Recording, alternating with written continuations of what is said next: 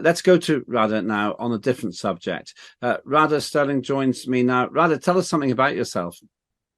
I'm the founder of Due Process International and detained in Dubai. So we've been helping people who have been wrongfully arrested or persecuted for the past 16 years. And it seems to be the potential that this has in fact happened within our borders, within the United Kingdom, which is of great concern.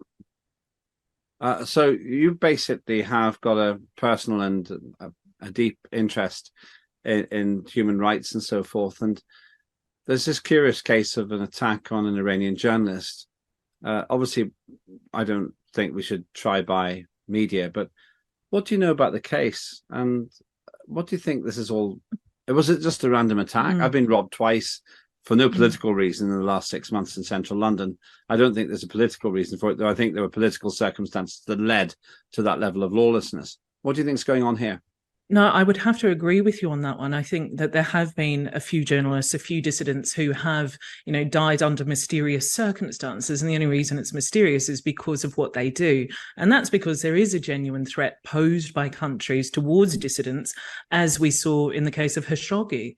And I don't think that certain countries are beyond taking that battle to our border. We saw it even in the case of Emirati Princess Sheikha Shamsa. She was kidnapped from UK soil. So we see that it's a possibility, but we shouldn't be so quick to jump to conclusions before an investigation has taken place, because it could genuinely be a random attack. So I think we're going to have to hold judgment until then. One of the issues for me, I've worked with Iranians and they love their children too, like everybody else. And I think there are all kinds of problems that we've created for ourselves with our interaction with Iran. But what I notice is that a lot of the media simply accepts the spoon-fed propaganda from governments. I'm wondering if, to an extent, these kinds of stories play out the big politics where we're told to love and hate in a rather Orwellian way. Well, certainly, and that is a consideration. I think an attack in this situation would be beneficial to our government, whose adversaries are Russia, Iran, China, and I think any attack against a citizen is going to be amplified. It's going to be used in the media. And people, when they read this article, they're going to remember that this particular person was attacked by the regime of Iran. And if it's found out that, in fact, it was just some random knife attack in London, a burglary, I don't think that that's going to get as much widespread press coverage as the original story. And that helps certainly vilify and demonize, who we perceive as enemies. And it helps us ultimately when it comes to voting time. Hold that thought. I want to go to a break, but after the break, I want to talk about how maybe we should deal with these matters. We're not going to fix the world's problems in 10 minutes, but we can make a start. I'm talking with Radha Stirling on the very interesting question of how we treat the assault, in this case, of an Iranian national in London, and whether we can learn anything from it and what would be the best way to proceed. All of that with me, Lembit Öpik, standing in for Sonia Poulton right here on TNT. See you in a minute. TNT Radio News. Get the news. The news. Matt Boyland here with your TNT headlines. Australia's demanding full accountability from Israel after an Australian aid worker was killed in an Israeli airstrike in Gaza. Moscow has confirmed it is now investigating whether the US has played a part in any recent terrorist attacks inside Russia. And Donald Trump has posted his $175 million bond in his New York civil fraud case, allowing him to begin appealing the judgment. The common housefly, caught in the clutches of the spider's web. Every move it makes just makes matters worse. Then, dinner time. Feast on the captivating stories, videos, and helpful information on our website. Whoa. Dinner's ready. Oh, man. Escape is futile. Just one more video. Get stuck in our web. TNT Radio.live. Hi, welcome back to the Sonia Poulton Show. I'm Lembit Öpik, standing in for her today. Coming up before the end of the show, we're going to be talking about the curious case of a three-figure number of Brits, apparently, who are either fighting in Israel on Israel's side or occupying illegal territory, not my line, the line of the United Nations, which is largely at the centre of the argument. But for now, let's return to Radha Stirling and this case of an attack against an Iranian journalist in the United Kingdom. Radha, I was robbed. I've been robbed twice of my phone. I could have gone. I went to the police. It was completely pointless. They did nothing about it. In fact, Radha, on the case of my first theft, it was quite convenient because I was robbed outside Charing Cross police station. So I just walked in, made the report, and they went, well, okay, here's your number. Do you need help? Yes, I need my phone back. Probably can't help you with that, sir, he said. Now, I could have said that I was attacked because I was Estonian. Do you think, though, that there are times, you said it and you inferred it, let's get it on the table. Do you think there are times that the big politics is played out with individual victims in this country? Yes, certainly. I mean, I had my phone stolen as well in London, and I traced it. It ended up in Dubai. And of course, with my organization, I could have easily said that this was an orchestrated, deliberate attack on me because of what I do. And I think that if we do that too often, we take away from the situations where that is genuinely the case. But I do think one thing we probably have to look at is the expansion of powers, of foreign powers into our country, into our jurisdiction. And that can be any country. It could be Iran, it could be the United States, misusing extradition treaties in order to extradite their dissidents. We only need to look to Julian Assange as an example of how the US has done that. They've also done it to other British citizens. So I think that holistically really needs to be looked at by the United Kingdom, because it seems to be on a pick and choose basis. Well, we don't like you, so we're going to amplify what you're doing here, but we do like you, so we're going to let you go even further than we would or should if a country is a political target or it's beneficial for our ultimate goals. And I think it's deceptive. I think it's deceptive to the public. I think that media is often complicit in using that to amplify, again, for political or lobbying games, and that's absolutely something that needs to be looked at. And we certainly shouldn't be saying that this is clearly an attack from Iran. It's a political dissident. It's another Khashoggi. We need to know what we're talking about. Yes, as I say, I've done quite a lot of work with Iranians, and I found them very similar to anybody else I've worked with. In a sense, more serious. There's less light entertainment outlook. Maybe it's just because I was working in current affairs. But I do see this filter, which seems to be applied, where if you say something sympathetic to Iran, or if you dare to suggest that there has been less than saintly behavior by NATO, then you're automatically pariahed as a friend of Putin. I wonder if we've actually lost the capacity for freedom of expression in this country, and that tends to taint our ability to have the kind of conversations that you and I are having right now. I think not only that, I think as critical thinkers, our ability to discern truth from misinformation is certainly subsiding, and the government is helping to do that with censorship. I think that that's exemplified with the Russia-Ukraine, and I know that, a lot of analysts were coming out, long ago, before 2 years ago, really, and in the same way that they came out about COVID at the time that all of the vaccines were launched. Any dissenting voices were crushed, and that could be whether it's Iran, Russia, COVID, it could be anything. And I think our most important task as consumers of information is to get that element of critical thinking and debate back on the table without being demonized, without being criticized as an anti-vaxxer or a Putin lover or whatever it is that stops people from feeling comfortable to talk out for fear of loss of employment or some even imprisonment. We've seen people imprisoned for speaking the truth, and particularly even recently in the United States, there's so many countless examples of that. People have been driven out of even Western countries for expressing their views for fear that they're going to be wrongfully imprisoned. And in fact, they've had to seek asylum in other countries to avoid that sort of unfair prosecution and persecution. And I think if that continues, everyone is at risk.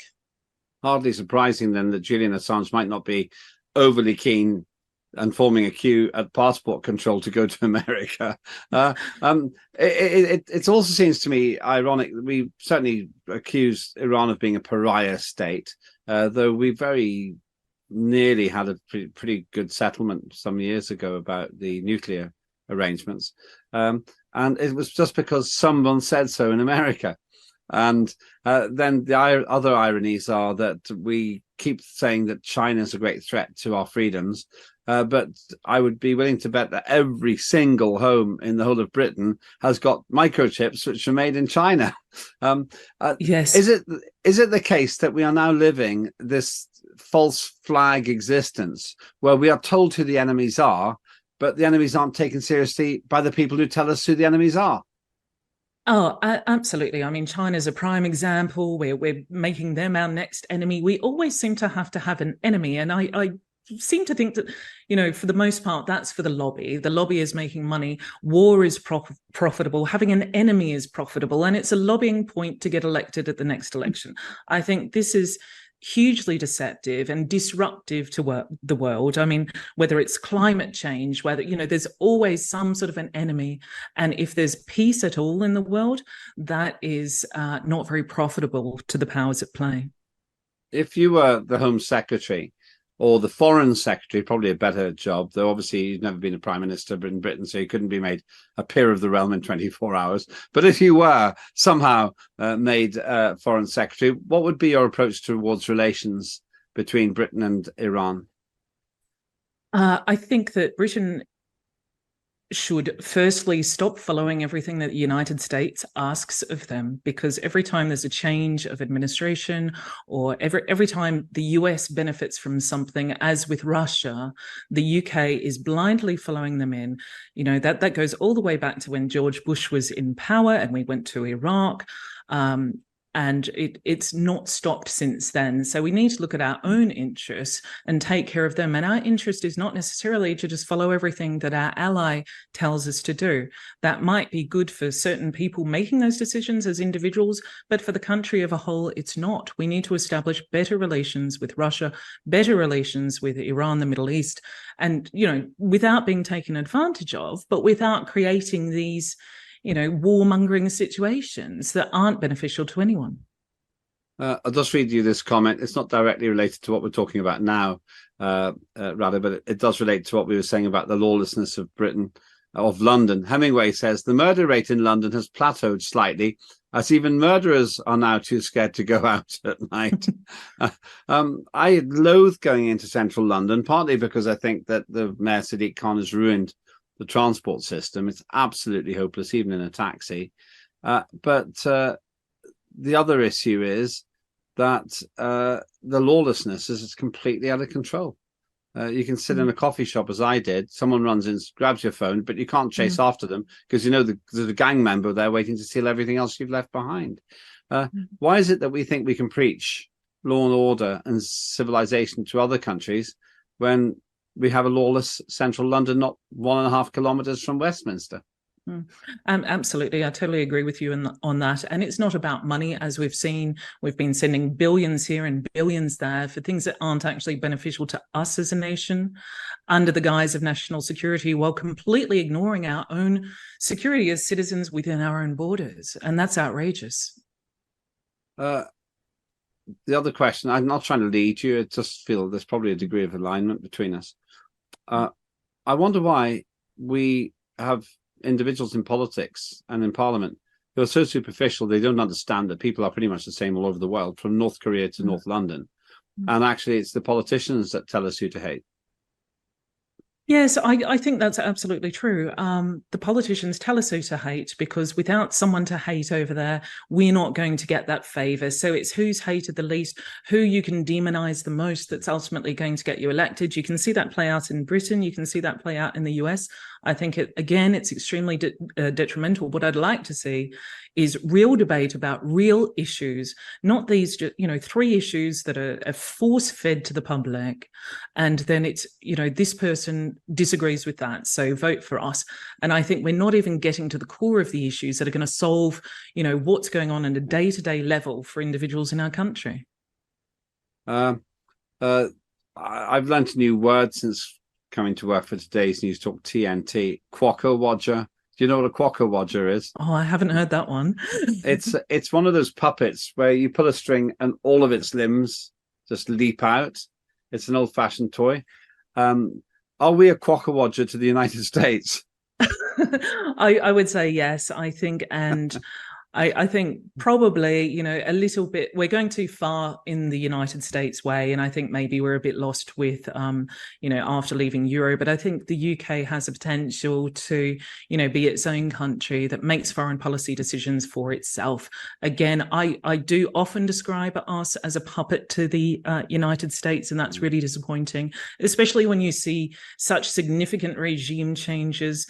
And of course, we're importing their culture as well. So the culture of the United States is permeating throughout the world, some of it good, some of it bad. But the politics, the foreign policy, is something that is so damaging and expensive to our country, and the long-term ramifications of which are quite dire. I find your mindset and your erudite viewpoint very encouraging. I wonder, though, if people like you are disinclined to go into politics because it's just not an attractive place to be, because you might feel drowned out by the superficial braying of self-interested career politicians who've never really lived life. I mean, certainly I think that it is discouraging, and especially when you have seen people persecuted, when you've seen, this new lawfare that's coming forward, when your entire life, family and business can be disrupted to the extent that it can, simply because you don't agree with a certain narrative that they want to push for their own agenda. I think it is discouraging. You have to be a very, very strong person to go into politics in this current climate, where you could be absolutely cancelled and you could even be prosecuted. I think that, there need to be more people coming with these alternative voices and alternative media, which is, it's wonderful to see that growing, and that, most people actually don't get their news just from these 5 TV channels. Most of them are choosing people whose, opinions they respect and only watching them. And I think it's really good to see that balance coming forth more.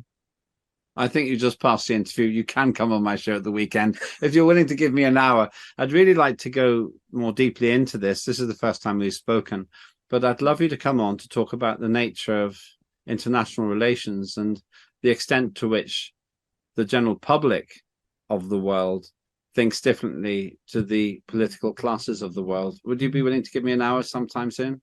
I'd be honoured, yes.